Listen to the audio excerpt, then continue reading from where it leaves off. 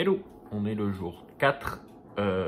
Happy birthday à ma soeur, parce qu'on est le 4 décembre. J'ai coupé un peu le poil parce que j'ai froid. Je suis en t-shirt en même temps. Il est 6h30. Je me prépare pour aller au boulot. Là, j'ai commencé à lancer mon petit déj. Je vais vous présenter ma palle. Et du coup, je vous reprendrai peut-être plus tard. En fin de journée, sûrement, parce qu'avec le boulot. Et je vous reprendrai plus tard pour vous parler un peu de mes lectures, où j'en suis. En fait, non, je vais peut-être le faire au fil de l'eau parce que dans cette palle, il y a quelque chose qui... Bref, donc, lundi 4 décembre, je commence officiellement ma palle de décembre, même si je l'ai commencé un peu en début du mois, du coup, avec le autobiographie de Maria Carré. Donc, pour ceux qui suivent vraiment les vlogs au jour le jour, vous savez que je l'ai découpé en 24, même si là, actuellement, il n'y a que 10 post-it, mais c'est parce que je les déplace au fur et à mesure. Donc voilà, c'est l'autobiographie de Maria Carré. Donc on va découvrir sa vie de son point de vue, comment elle a ressenti certaines émotions. Je suis encore dans sa jeunesse, donc bon, moi j'aime bien, ça se lit bien. Toujours aussi horrible de découvrir à quoi ressemblent les États-Unis. Voilà, j'avais envie de me faire un petit plaisir et du coup je me suis dit quoi de mieux pour le mois de décembre, période de fête de Noël, de lire la Queen de Noël, qu'on va entendre partout, enfin qu'on entend partout déjà. Donc ça c'est fait, donc découpé en 24, c'est un peu mon calendrier de l'avant. Ensuite, avec Lully, on va se faire... alors, on devait se faire que le tome 1 de l'intégrale de Prince Captif de C.S. Pacat aux éditions Brajlon, dans cette magnifique édition. Comme j'ai dit, je pense que ça aurait dû être... Pour moi, ça aurait pu être encore plus travaillé au prix où il a coûté. Et je sais pas si vous avez vu la tranche. Et donc, je disais, on devait lire que le tome 1. Sauf que hier soir, je me suis posé pour lire juste le prologue, je vous ai pris. Et puis je me suis dit, bah, je vais continuer un peu le temps que je me mette sur un read with me pour lire mes mangas. J'ai pas lu mes mangas, j'ai bouffé les 3/4 du tome 1. Pour vous donner un ordre d'idée, il fait 175 pages, j'en ai lu 125. Voilà, à peu près les 3/4 bouffés. Et je me suis arrêté parce que je me suis dit, je vais pas en mettre. Enfin voilà, je vais pas oublier Lully sur la route, on est censé faire une lecture commune. Et donc, du coup, on vient de décider ce matin qu'on va peut-être enchaîner sur le tome 2 après. Parce que clairement, là, le tome 1, je l'ai bouffé. Voilà. Évidemment, c'est le moment où le chat décide d'aller dans sa litière. C'est toujours un plaisir. Blanche ? Non, elle a vraiment décidé d'y aller. Bon, je vous coupe et je vous reprends plus tard. Voilà, c'est bon, elle a fini. Alors, je vous disais, c'est Spacat. Alors, on va peut-être lire du coup quasi les 3 tomes, je pense. En fait, ça va se faire avec les nouvelles et tout dedans. Il y a 4 nouvelles, je crois. C'est ça, 4 nouvelles. Donc, à voir ce que ça va donner. Pour le moment, j'aime beaucoup. L'histoire, en gros, on va suivre Damen, qui est ce personnage-là, qui était l'héritier du royaume de Achilleos, c'est ça, je crois, hein. Achilleos, c'est ça. Et en fait, son père va mourir et son demi-frère va faire un coup d'état, enfin en faisant croire que Damen est mort. Et en fait, Damen va être vendu en esclave à un royaume ennemi du nom de Ver. Et il va devenir l'esclave du prince héritier du royaume de Ver, qui est Laurent. Voilà. Je comprends ce qui a fait grincer les dents à certaines personnes parce qu'il y a des scènes de sexe avec beaucoup de non-consentement. Après, on est dans une époque un peu médiévale, donc ouais, je suis pas si choqué que ça. Damen a vraiment le profil d'un personnage, voilà, de héros de la Grèce antique, donc ça ne m'étonne pas trop en soi. On m'avait prévenu bien avant, mais je comprends que c'est pour faire grincer les dents, surtout que le mot en V est très présent dans le texte pour le peu que j'ai lu. Donc voilà. Ensuite, avec Céline qui va se joindre à nous, Céline Lecture et Chronique de Lully, on va lire Steel Striker de Marie-Lou, donc c'est le tome 2 de Skyhunter, que j'avais lu en lecture commune avec Lully en septembre, c'est chez De Saxus. Ici, on est sur un titre où on suit, comment ça s'appelle, Taline? Taline, c'est ça, qui est une jeune fille qui vit dans un monde où vous avez 2 nations qui s'affrontent et en fait, une nation a envahi son pays, elle est réfugiée, elle s'est réfugiée dans l'autre nation, donc c'est la fondation, donc c'est la fédération Mara, je crois. Ils sont chiants de pas mettre la fédération, et en gros elle a fait partie de... voilà, la fédération a attaqué son village et elle s'est réfugiée dans les murs de Mara. C'est ça, hein? C'est ça, c'est Mara qui était la dernière nation libre. Donc du coup on va suivre son parcours de réfugiée et elle va rejoindre une troupe d'élite qui sert un peu à la défense du monde, de leur nation, parce que la fédération leur envoie des sortes de spectres, ça sont un peu des zombies, et elle a fait partie d'un corps d'élite qui élimine ces zombies qui sont envoyés, voilà. J'avais plutôt bien aimé le tome 1, même si j'avais eu du mal à rentrer dedans, donc vu que c'est une duologie, on terminera cette duologie. Je trouve que c'est l'arbac le moins travaillé, personnellement. Je sais pas, je trouve qu'ils ont pas fait beaucoup d'efforts sur celui-là. Donc, ouais, à voir. À voir ce que ça donnera. Depuis ma déception là, de Chasseur de Flammes, le tome 2, là, Libérons les Oiles, je reste assez frileux sur des deux Saxus en ce moment. Ensuite, encore en lecture commune avec Lully, et je crois que c'est la dernière lecture commune prévue, sauf si d'autres titres me disent bien entendu, je vais lire Second Œcumène, tome 5, que je n'ai pas avec mon papier, la maison d'édition m'a envoyé le e-book. Je vais aller acheter le papier de mon côté parce que j'ai les 4 tomes en papier, donc je vais acheter le 5e tome avant qu'on le lise, comme ça je pourrais alterner les deux au pire, l'e-book et le papier. Second Œcumène, donc c'est un, je vous mettrai la couverture sûrement là, c'est un titre de SF où en gros c'est un mélange entre les X-Men, Star Wars et tout. En gros on suit un empire, l'empereur va mourir et tout le monde se bat pour avoir le pouvoir, et en même temps l'empire est tellement grand qu'il y a des terres qui se sentent un peu abandonnées, donc on va suivre des intrigues aussi internes à l'Empire au niveau de la cour, mais aussi externe, avec tous les points de vue au niveau de l'Empire. C'est fluide, c'est efficace, même parfois ça va très vite, des fois ça va trop vite, pas le temps de s'accrocher un peu au personnage parfois, mais moi j'aime beaucoup cette saga, je la suis depuis le premier tome, et donc là on le clôture ce mois-ci avec le tome 5 qui est sorti le 15 novembre dans mes souvenirs. Ensuite, j'avais envie de... Voilà, tous les ans, je lis une romance. J'en ai pas lu encore cette année, donc il fallait que j'en lise une, même si Prince Captis pourrait rentrer dans ça. Je veux pas me mettre des gens à dos, donc je me mets ici, c'est de la romantaisie, je pense plus.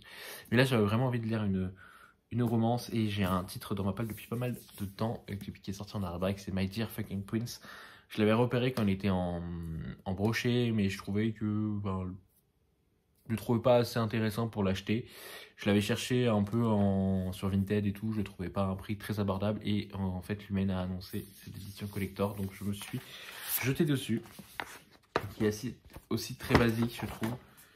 Hop, tac, voilà, avec la magnifique jaquette.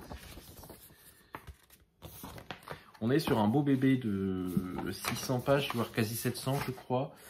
Dans ce titre, on va imaginer que la reine d'Angleterre a un fils, donc c'est pas réellement imaginé, mais que aux États-Unis c'est une femme présidente et que cette femme a aussi un fils, et ces deux-là vont tomber amoureux. Voilà, donc à voir ce que ça donnera. J'imagine qu'il faut un peu le cacher au niveau des médias et tout.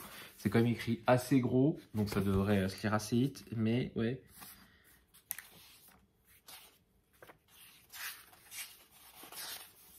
647 pages, voilà. Donc à voir ce que ça va donner. Je vais me laisser tenter. Je sais qu'il y a un film qui est sorti sur Amazon en VO, ça s'appelle Red Royal Blue, je crois, un truc dans le genre, ou Red Blue Royal, je sais plus. Bref, mais j'aime beaucoup le titre français, ça me fait rire. Mais voilà. Hop, j'ai déjà beaucoup de titres de prévus, mais je ne m'arrête pas là. Évidemment. Je vais finir du coup la saga des Chevaliers d'Émeraude, un tome par mois. Donc ça, c'est le tome 12, Iriadef. Enfin, j'arrive à la fin, après les événements du tome 11. Le tome 12 de Anne Robillard. Hâte de voir ce que ça va donner. Voilà, je le lirai en audio comme d'hab dès que je pourrai. J'ai récupéré aussi l'audio de My Dear Fucking Prince, donc peut-être que je le ferai en audio s'il n'y a pas de trop de scènes spicy. J'imagine en plein en pleine écoute, une scène spicy, ce n'est jamais très cool. Ensuite, pour toujours dans l'objectif de continuer mes sagas, je vais terminer la saga Enebel de Franck Tillier avec la mémoire fantôme. Comme ça, j'aurais vraiment fini celle Tillier, Charcot et celle Enebel, et après je pourrais reprendre, enfin je pourrais commencer la saga Charcot et Enebel, mais voilà, pour moi c'était assez important. Je ne peux même pas vous dire de quoi ça parle, à part que on va suivre quelqu'un qui a une mémoire de 4 minutes. Voilà. Donc à voir ce que ça donne. J'avais beaucoup aimé La Chambre des Morts. Donc hâte de retrouver le personnage d'Enebel dans La Mémoire Fantôme. Ensuite, monsieur étant fan de Isaac Asimov, il voudrait en parler surtout du cycle des robots. J'ai lu les 2 premiers tomes le mois dernier et j'ai prévu le tome 3 et le tome 4 ce mois-ci. Donc ils sont les cavernes d'acier et la face au feu du soleil, et de ce que j'ai compris ce sont des romans. Les 2 premiers tomes étaient des nouvelles, là ce sont vraiment des romans, donc on va voir ce que ça donne. Moi j'avais beaucoup aimé les 2 premiers tomes et là j'ai hâte de découvrir les 2 suivants. Donc vu qu'il est fan de Isaac Asimov, je lui fais plaisir, comme ça je les lis et puis après on pourra en parler. Je suis un peu déçu qu'il ne soit pas disponible en audio. Il n'y avait que le premier tome qui était disponible en audio, que je n'ai pas fait, que j'ai fait en papier parce que j'ai fait une nouvelle par jour. Mais là vu que c'est pas des nouvelles, c'est plus compliqué. Et ensuite, pour terminer le mois, ce sera déjà pas mal, même si je pense que ça ne veut pas forcément dire que je le lirai en dernier. J'ai prévu de lire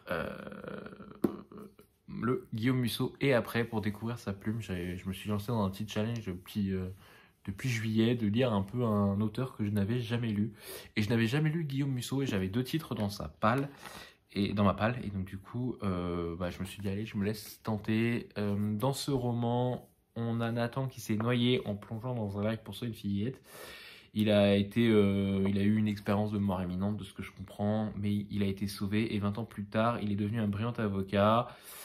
Et un mystérieux médecin va apparaître dans sa vie. Donc à voir ce que ça donne. J'aime beaucoup cette édition. Elle est très simple mais très belle, je trouve. Voilà, ça fait déjà une belle palle pour ce mois de décembre. J'ai aussi toujours en parallèle en cours mon tome 3 de La Croisade du Jedi Fou, que vous avez vu passer ces derniers vlogs. Il faut que je le continue, mais après la discussion de la Fureur des siècles, j'ai préféré mettre un peu la SF de côté. Et de toute façon, j'ai déjà 3 titres de SF, donc je vais le diluer dans le mois. Dès que je peux, je le lirai un peu. Évidemment, l'objectif, ça serait de le finir pour finir aussi une saga. 4 titres de SF parce que j'ai aussi Second Ocumen. C'est vrai que c'est le thriller qui est un peu mis de côté ce mois-ci, et j'avoue que j'avais envie de m'ajouter un titre dans ma palle, un thriller en plus, donc je sais pas, on verra. Si vraiment je sens que j'ai trop de titres de SF, j'ai besoin de lire autre chose, je sortirai un thriller. Voilà, sur ce, je vous souhaite à tous, je vous dis à tout à l'heure en fait, non, parce que je vais peut-être vous reprendre tout à l'heure, au moins pour vous parler de ma partie de Maria Carey que je n'ai pas encore lue. Je vais finir mon petit déj, me préparer pour le boulot et après aller travailler dans la joie et la bonne humeur. Bon visionnage à vous, j'ai répondu à vos commentaires et je vous remercie pour tous les commentaires que vous m'avez laissés. À plus tard. Et je rentre du boulot, je suis pas allé au sport, on ira demain, on a décidé. Que dire? J'ai lu du coup la partie de Maria Carey, j'ai lu ce matin avant de partir au boulot. Chapitre, unique chapitre je crois, il n'y a qu'un seul chapitre qui s'appelle Dans des lions, donc par rapport à la fleur, le pissenlit, etc. Et en fait elle fait référence beaucoup à sa sœur dans ce chapitre, à sa relation avec sa grande sœur. Et franchement, je sais pas comment elle a fait pour survivre jusqu'à maintenant, quoi. Enfin, j'ai l'impression que ça, en enfance, ça a été d'une horreur. Mais c'est... Enfin, même la relation avec sa sœur, ce qu'elle a vécu, comment tu fais pour te construire? En fait, j'ai l'impression que elle, si le karma existe, elle a vraiment donné tout le négatif au début et après, elle a récolté que le positif, quoi. Parce que... ouais, il y a pas... La lumière est très, très peu présente dans ce livre-là. J'ai lu 113 pages. Et pour le moment, les strass et les paillettes sont très loin, la lumière est très loin. J'ai l'impression qu'elle se passe par un chemin ténébreux depuis le début du livre. Et c'est assez effrayant, si je puis dire. Bon, après, comme quoi, si le karma existe, elle a eu le bon côté, quoi. Elle a eu une enfance merdique, mais maintenant, enfin après, est-ce qu'on est vraiment heureux avec les strass et les paillettes, c'est un autre débat. Mais on va dire qu'elle est moins dans le besoin que ce qu'elle était maintenant. Et ouais, je trouve que c'est vraiment le American Dreams qu'elle vit, quoi. Elle en a bavé et maintenant elle vit un rêve américain. Voilà, rien ne l'a prêté à arriver où elle en est aujourd'hui, surtout quand on sait son passé. Après, évidemment, je me pose la question parce que est-ce qu'elle n'a pas aussi tellement de souffrance de son enfance que du coup elle noircit le tableau? Je sais pas. Après, c'est ses dires, comme elle dit, c'est son vécu, c'est son ressenti à elle. Mais c'est vrai que, putain, c'est noir, hein. Noir, il n'y a plus d'espoir, quoi. C'est assez effrayant. Comparé à Britney Spears, où vraiment on était dans le noir du début à la fin. Là, ouais, je sais pas où ça va mener, quoi, parce qu'au bout d'un moment... Après, je suis moins un inconditionnel de Maria que j'étais de Britney Spears ou que je pourrais être d'Ariana Grande. Et c'est vrai que ouah, elle a eu vraiment une vie pas facile du tout, la madame. Voilà, c'est tout ce que j'ai à dire sur cette partie-là, sur la relation avec sa sœur qui est horrible. Je continue avec mes post-it. Alors par contre, je les éloigne de plus en plus, donc ça va être drôle quand je vais devoir mettre les 24 là. Il va falloir que je pense que quand j'ai le temps, je les remette bien parce que ça va commencer de plus en plus. En gros, là, on est au jour 14 et il est déjà là, quoi. Donc il me reste que ça. Et en même temps, si vous voyez les espaces entre les post-it, genre ils se sont bien écartés, quoi. Donc il faudra que je les rapproche. Voilà. Et je sais pas si j'avais montré, mais il y a des photos dans le livre, un peu comme celui de Michelle Obama. C'est ce que je regrette dans celui de Britney Spears, c'est qu'on n'a pas de photos. On n'a que dalle. Donc c'est un peu dommage, quoi, parce que là ils ont fait l'effort de faire des photos. Là après on est chez Kero, donc c'est une collection de Kamal Levy. Britney Spears on était chez JC Lattès. Michelle Obama on était chez Fayard. D'ailleurs Barack Obama on est aussi chez Fayard. Et voilà, donc je sais pas si JC Lattès a... Après JC Lattès je pense qu'elle a suivi la version américaine, donc est-ce que c'est la maison d'édition américaine qui a pas mis de photos? Je sais pas, mais voilà, j'ai hâte d'en savoir plus. Voilà, donc après, là, ce soir, je vais manger et je vais repartir dans Prince Captif, peut-être finir le tome 1 ce soir. Voilà. Je vous souhaite à tous une très bonne journée. N'hésitez pas en commentaire si vous voulez mettre un flocon et tout. Je vous ai répondu en commentaire ce matin. J'ai répondu à tous les commentaires qui étaient disponibles sur les 2 précédents vlogs. Je n'ai pas évidemment répondu à ceux du troisième parce que j'ai répondu avant que le 3e sorte. Mais voilà, j'ai répondu à tous les commentaires. Donc merci pour tous vos messages, ça fait très plaisir. N'hésitez pas à laisser un commentaire, à dire un bonjour, à laisser des émoticônes. Voilà, faites un petit coucou pour montrer qui est passé, ça fait toujours plaisir parce que les vues, on ne sait pas qui c'est qui passe en fait. On ne sait pas qui est là, donc n'hésitez pas. Merci à tous ceux qui pensent à laisser des j'aime. Ça fait très plaisir. Je vous souhaite à tous une très bonne journée, parce que du coup pour vous, ça sera le début de la journée de mardi. Et à très vite, à demain, pour de nouvelles aventures de Maria et de Prince Captif.